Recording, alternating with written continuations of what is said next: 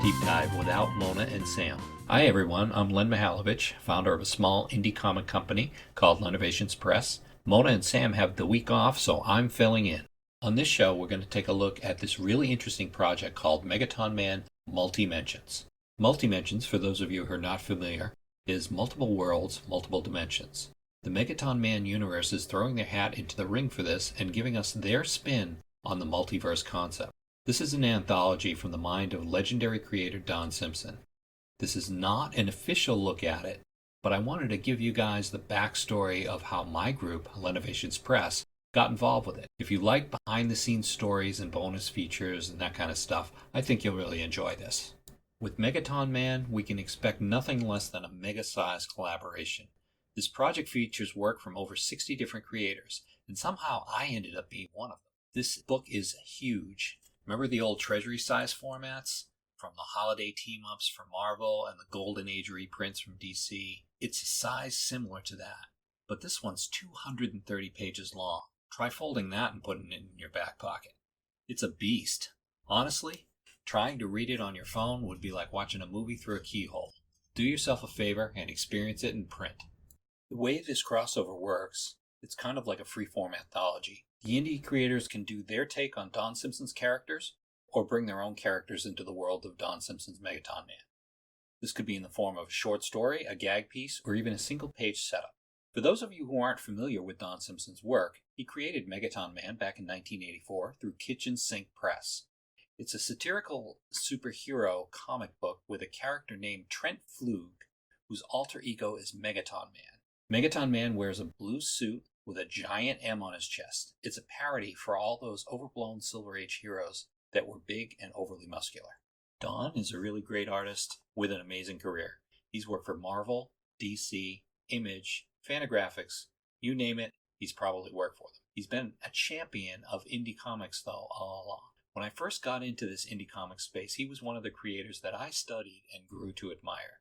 So let's cut to the chase. How did I get into all this? Don first reached out to me with an email. I'll be honest, I didn't spend a lot of time thinking about it for a couple of reasons. First, I was in the middle of still wrapping up our own crossover miniseries called Section 12 Antarctic Special. This was our multiverse idea, bringing Tomorrow Girl from Antarctic Press into the Section 12 universe. So my team and I were already in that multiverse thought space, but we were still all heads down working on this crossover.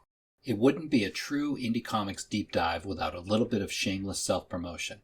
Section 12 is the flagship series of Lenovations Press and has been around since the early 1990s. It centers around a team of reluctant superheroes working for a top-secret government project designed to keep scientific failures out of the public eye. I won't spoil it any more than that, and if you want to read a couple of issues for free, I put some links in the show notes for you. Technically, and unofficially, Megaton Man had already crossed over with Section 12. A few years back, I contacted Don about putting Megaton Man in a Section 12 comic and asked him to do some sort of a one-page illustration to make that happen. What I got back was a funny parody of Megaton Man holding up a Section 12 uniform. Our unofficial crossover was published in my Section 12 Flashback series, issue number 4, in 2022. Now, for the second reason I was ducking this project. I can't write like Don. Sure, I'm funny when it comes to wisecracks in the car or making fun of mean people at the DMV, but parodies like Megaton Man are sophisticated, and they take a whole nother level of humor. I was intimidated, to say the least. Fortunately, a couple of things happened to change my mind about all this.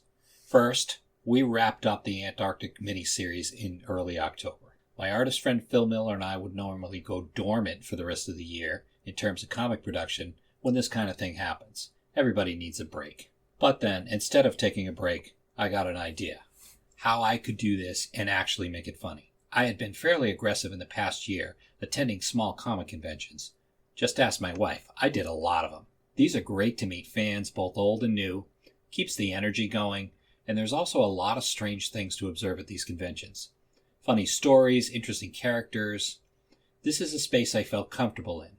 So at a show in Utica, New York, I talked to Phil Miller, and we decided we both wanted to jump in and do the Megaton Man Multimensions project. I emailed Don Simpson right away, concerned that I might be too late to the party at this point. Don, however, was gracious and happy to have us on board. I love the idea of doing convention stories, so Phil and I were off and running. I decided to call my story the Mega Bizarre Megatropolis Con. My characters, called the Fantastic FanBoys, would attend a Megaton Man themed comic convention. For those of you who have never read Fantastic FanBoys #1, these characters are a perfect fit. They're a group of goofy kids who are comic fans and make their own comics. They also have their own superhero alter egos. Let's take a moment and meet the FanBoys. First, there's Lee, the writer. His superhero name is Buckethead. He comes up with crazy stories and characters like the Living Rocket, and his costume is literally a bucket and his dad's fish market apron. He even thinks the fishy smell keeps the villains away. Next up is Rodney, the letterer. He's called Red Lightning in his superhero guise, but his friends tease him because the lightning bolt on his costume is yellow and not red, and his only weapons are a trash can lid and a pointy stick. Next is Freddy the artist, who calls himself Cowboy because he loves westerns. His mom won't let him play with a toy gun, so he's stuck with a bow and arrow. Lastly is Jimmy the colorist, who goes by the superhero name Lobster Man. He's obsessed with bright colors and thinks he can turn red like a lobster when in danger. Everyone else understands this isn't how lobsters work, but that's as close to aquatic powers as Jimmy gets. This is a really fun group of characters.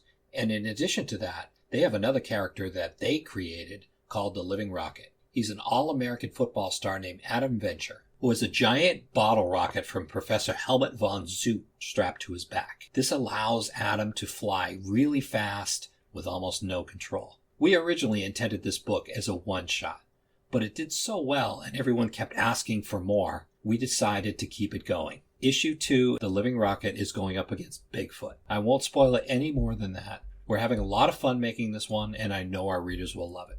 I won't spoil my Multimensions story, but I will tell you that we have a lot of characters making cameo appearances. If you watch our other YouTube videos, we're known for having Easter eggs in all our stories, and this one was no exception. When I was writing this, I remembered Phil Miller said he enjoyed drawing Tomorrow Girl in the miniseries, and was sad he may never get to do it again.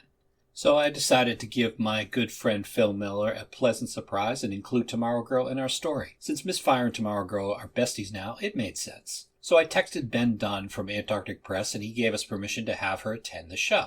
Besides all the cameos, our other Easter egg is that Don Simpson himself actually appears in the story. Phil is really good at drawing likenesses, so I tend to use that talent whenever I can. The creative team we used was one of our best. I wrote the story with some revisions from Don.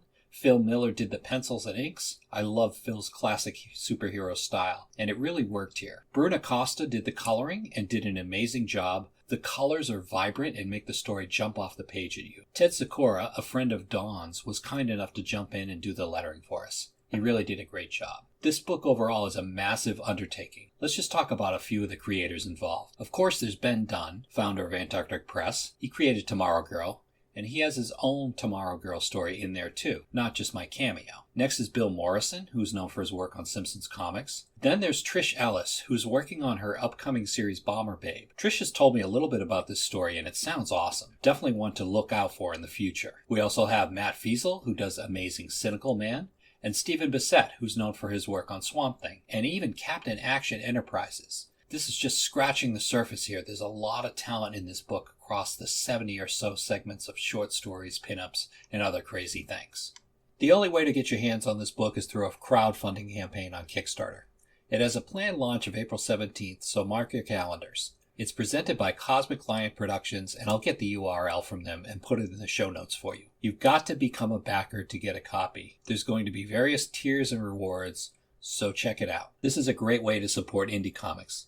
Yes, this is also something that will end up with a smaller print run and end up being very collectible. So that's our deep dive into this amazing project. It's really exciting to see this level of collaboration in indie comics. It shows you how connected this little community really is. They're a great bunch. I hope this gave you a good look at Multimensions and how it all came together. So please support these talented creators by backing the crowdfunding campaign. Experience this unique collaboration firsthand. It really shows the power of community and how indie creators can achieve great things together. That's a wrap for me, your substitute host. Thanks everyone for joining us for Indie Comics Deep Dive with Mona and Sam, and we'll see you next time.